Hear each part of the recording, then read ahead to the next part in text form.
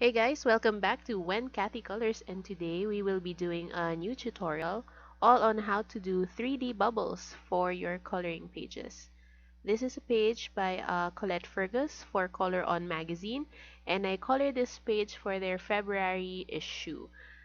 She put some circles in the patterns in the background, and I decided, hey, why not try and make them look like 3D bubbles? So I've noticed that a lot of the people who posted bubbles before make them look flat or they look like dewdrops, and I figured why not take on the challenge of doing something three-dimensional for a change, and so that these bubbles look like they are actually floating in air. It may seem a little complicated, but I assure you, just watch my tutorial and it's simpler than it seems. So today I will be working on this book by Dino Copreros, Angels and Blooms. It's a really good buy because it's a giant book. Alright, so today we'll be working on this page by Dino Copreros. It's one of the free inserts from the book. If you buy it, you have to start fresh. I already have a sample page colored ahead, but we will start with this first because you want to draw the bubbles before you actually start coloring. So you'll need any old pencil. This one's a Faber-Castell number 2. You will need any sign pen, and I prefer to use this brand, Unipin Fine Line, and it's waterproof, which means that you can use any kind of marker with it, which is great. You will need the following colors for pencils. You'll need purple. I'm using Colleen for this.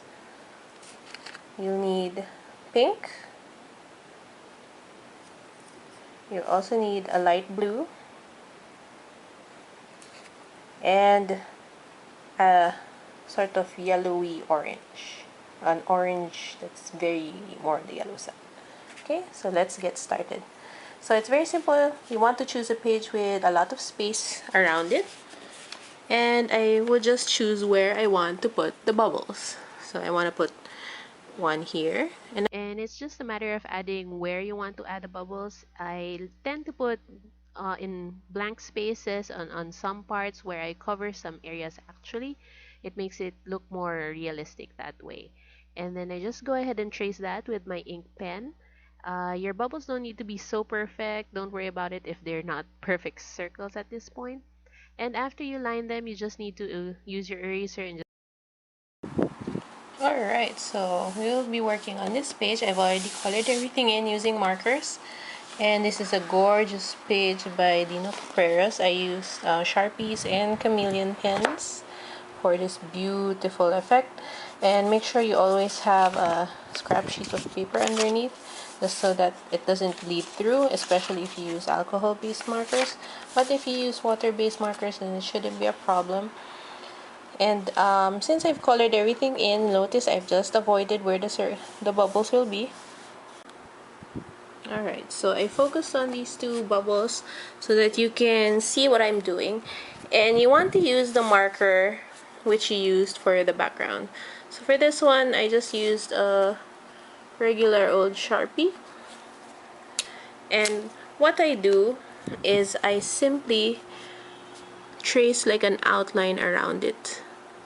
So this one I kind of leave white, and I sort of trace around it like this. It doesn't have to be perfect, and some parts can be nearer to the edge and than others. And you just want to fill that in. Okay, I'll do this other bubble. I sort of make this sort of, just avoid the edges altogether. Okay, so just flat colors, it's not important. And then I'll use like a pale pink for this. Okay, and then maybe for her hair, same thing.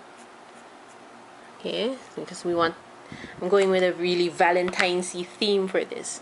Now once you have those bubbles colored in, that's when we can go to town on adding highlights. So I usually start with yellow first, and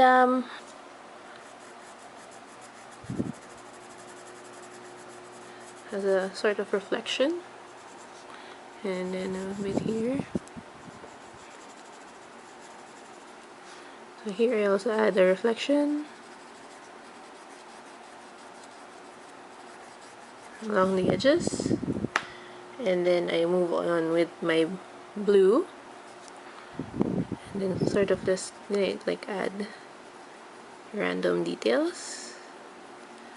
Yeah, just put it wherever you feel like adding, because the bubble is a sphere.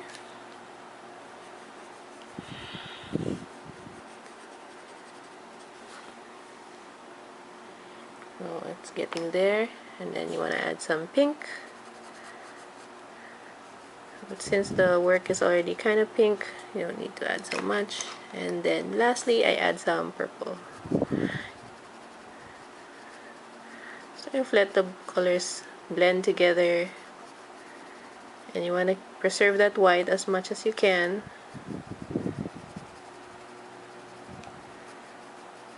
Okay.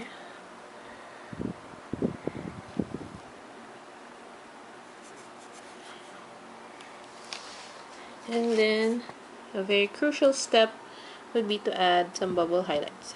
And for the white, I just added these dots with my white marker. You can use this one's Uni Posca, which is white, but you can add some tiny dots with it. Okay, and then add some of the details you lost. Alright, so it's really very simple. And this is how it will look like when it's finished. I went ahead and finished all the bubbles, and it really makes for a beautiful extra effect to your coloring page. To see more videos and tutorials from me, please make sure to subscribe and like this video.